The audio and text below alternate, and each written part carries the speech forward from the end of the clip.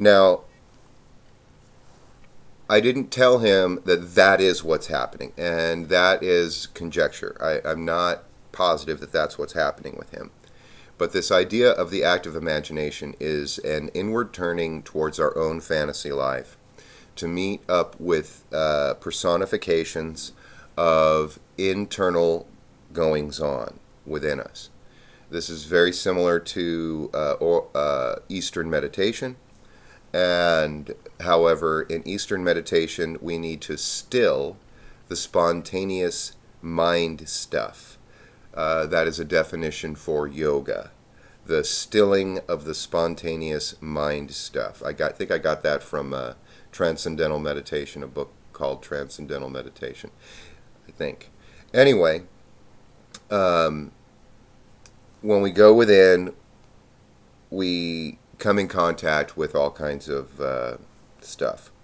And a lot of people don't really want to do that. They'd rather go out. And this is life affirming in that the source split itself off into infinity so that it could experience itself. And it's life affirming to experience all the stuff of the world. And earlier I was saying that that there's surface stuff and then there's deeper stuff. That was today. Earlier today I was saying that.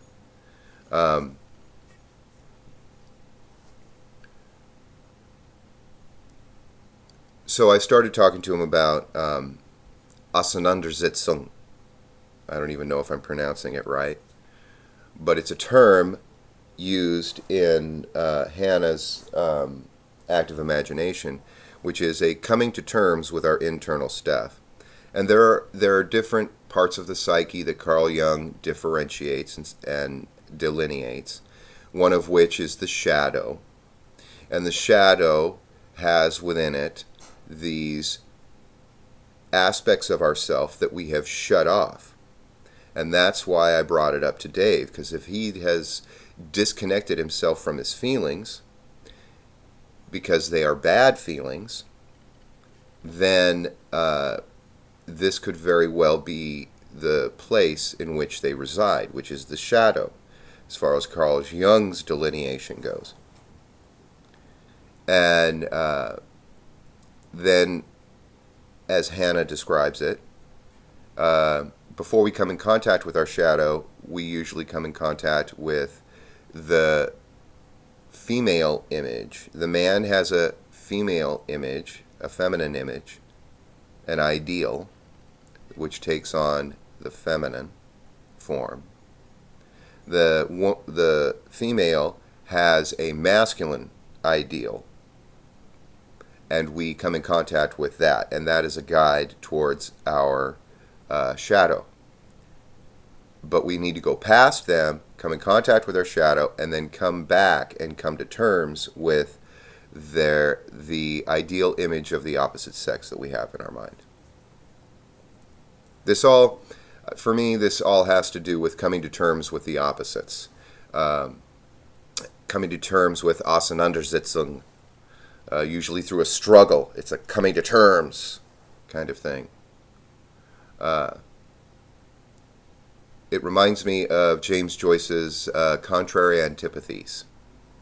The dualities of the world, the up and down, the right and wrong, the physics of the world, coming to terms with the physics of the world. To which we cannot really come to terms with the physics of the world without a metaphysic that is our guide. And in a way, that's what Carl Jung is doing with the psyche. The psyche is a metaphysical realm. And there's still some debate about whether there is a biological, chemical source of all of what's going on between our right and left ear, or if there is something even greater that is influencing. This reminds me of Signature in the Cell. The book that another friend of mine gave me to read.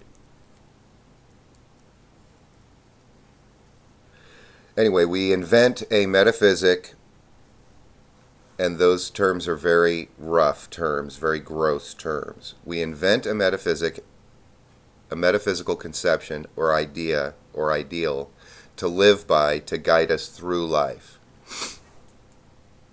as a type of informant, a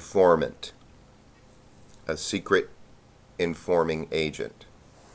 Because ultimately, we cannot know the source in its entirety because we are trapped here in space and time.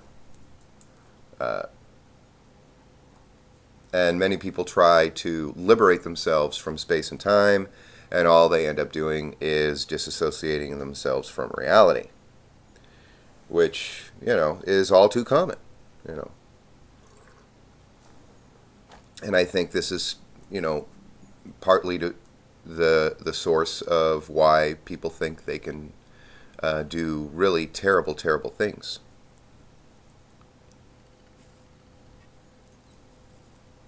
Now, the feelings are rooted in our biology. They spring up from a well that is beyond which is beyond the physical, metaphysical. So, at which it's a mystery. Ultimately it's a mystery. And so I'm going over all these things with Dave, and I'm running a little long here, but I basically wanted to say that I think I found the root cause of the character saboteur in Dave's life, and in my own as well. In fact, this morning I was thinking, maybe I ought to stop smoking again and get in contact with all those feelings. It's just that when I get in contact with the feelings, a tremendous amount of energy is released, and I need to have a vehicle of expression to liberate those energies into physical form. And my physical body is it's a leap of faith. It's really a leap of faith to trust. After being injured so many times, I fear that pain. I fear not being able to move, not being able to walk, not being able to feel my legs, and the excruciating pain that just is all-consuming. However, I can't let the past experience predict the future events. A leap of faith is just that, and I must have that heroic courage to go. And what I usually relied upon was blind movement. Just go and confront it. And that has caused injury because I didn't think clearly and make good choices, which is fine in youth, but now that I'm getting older, so the saboteur could also be my cigarettes, my own saboteur. All these things are going on, and it's a great day. Have a good one.